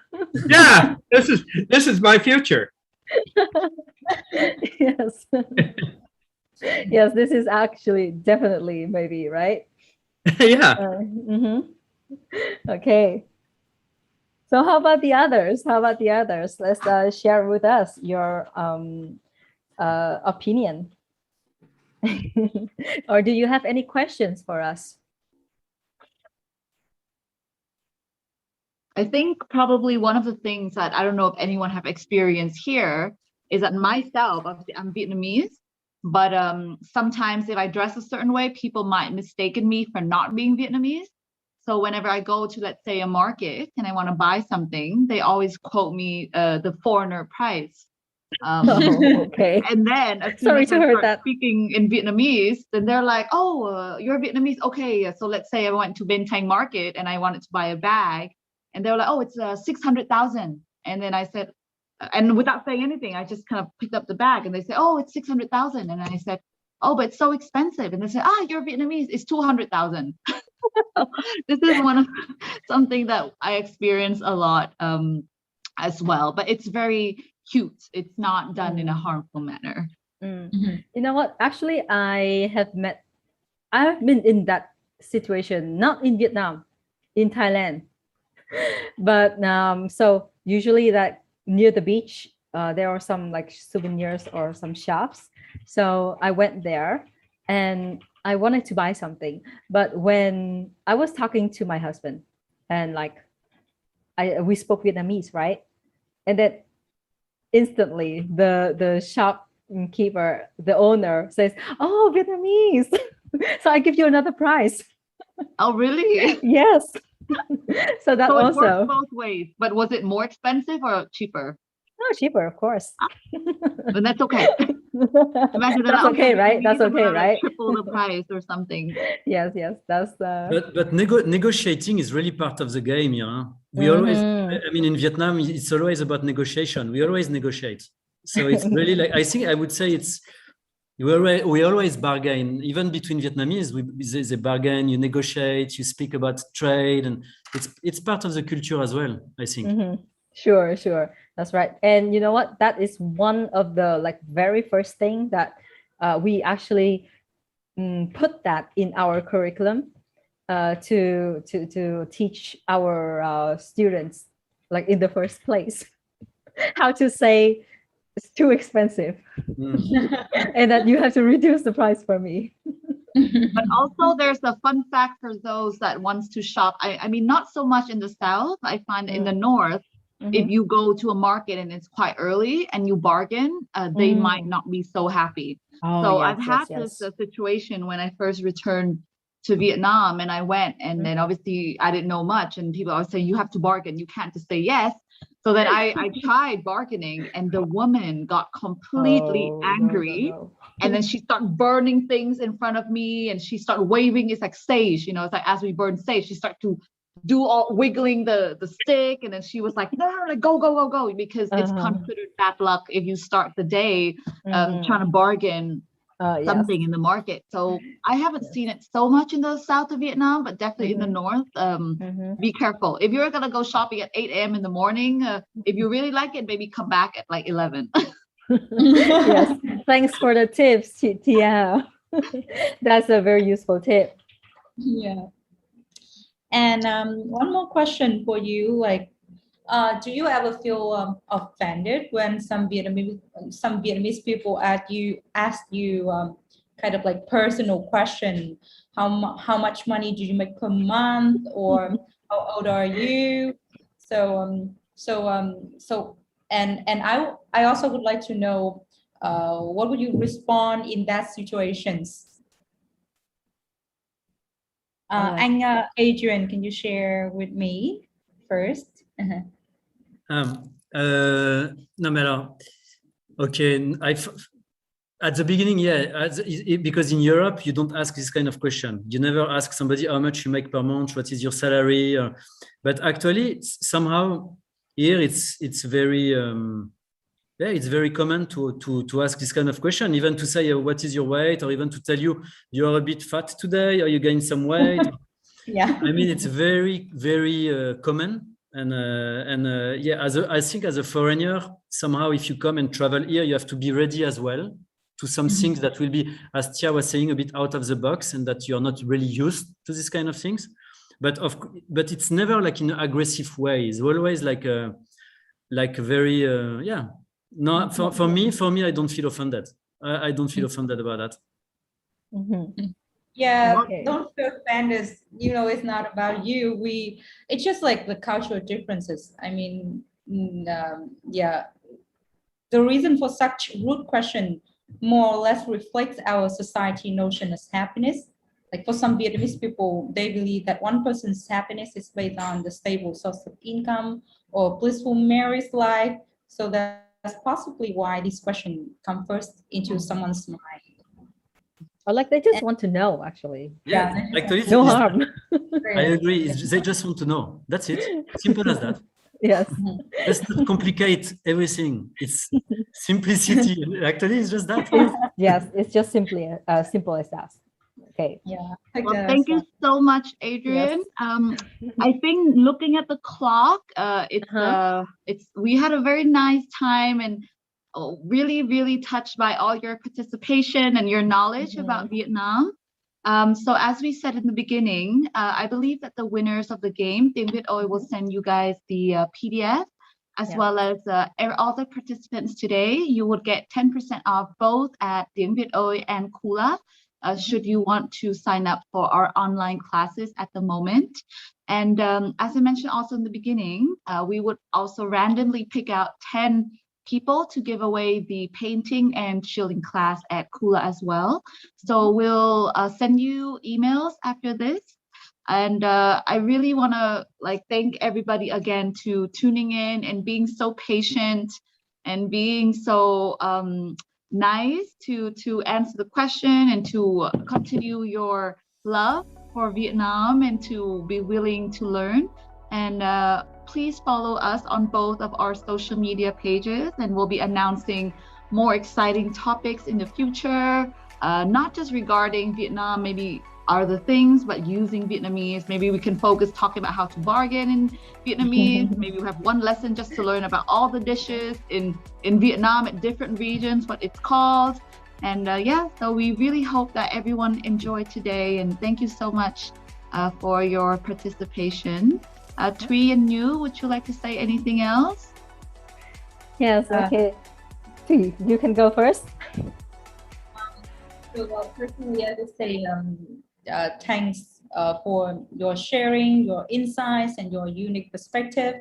And also, I have a lot of fun today. Hopefully, you do too. And I would love to hear from you also, Chị Nhu. Would you like to share something with us? Yes. So once again, well, Tia and Thuy already have said what I really want to say. So once again, thank you very much for spending your time today with us. Be sure to keep track of our further in the future events through our maybe Facebook fan page, YouTube channel, or TikTok. Even TikTok, we don't have TikTok, and Instagram. And yes, I hope to see you again in the future.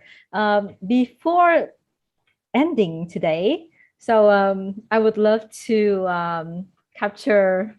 I have just stopped the screen share, so I would love to get a screenshot, a picture of everyone and of us here. Yeah, fun. Yes, for fun. How about a cheese? Okay, so when I say 1, 2, 3, right? And yes, anyone, if you would like, if you can, or would like to, you could open your camera. So when I say 1, 2, 3, then we all say cheese, okay? Okay, so ready? Yes. 1, 2, 3. Cheese. Okay. Yes. All right. Thank you. Thank you very much. So thank you. See you in the next in our next so much. event. Cảm ơn mọi người. Hẹn gặp lại. Okay.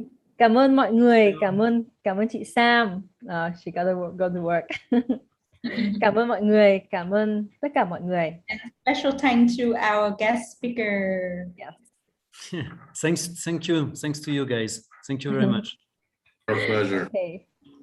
Yes, our pleasure. Wow, chị Tina ơi, you did so well. Yeah. Chị Tia. Vẫn còn mọi người ở đây. Yeah.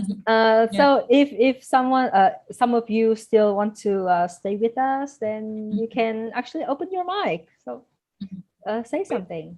Chắc là bây giờ nói tiếng Việt nhỉ, cho mọi người, chắc là mọi người muốn học tiếng Việt, bây giờ chị em mình nói tiếng Việt với nhau đi. Cho mọi người có thể join in cho nó đúng tính chất tiếng Việt ơi. So, Việt ơi. tiếng Việt ơi. Nếu mà anh nào, chị nào, em nào không hiểu thì bỏ qua nhé. Thì mình sẽ nói hơi nhanh đúng không? Yeah, this is the true Vietnamese speed. Yeah, the authentic one. Cái lúc mà nói nhanh như lúc cãi nhau như Adrian nói á.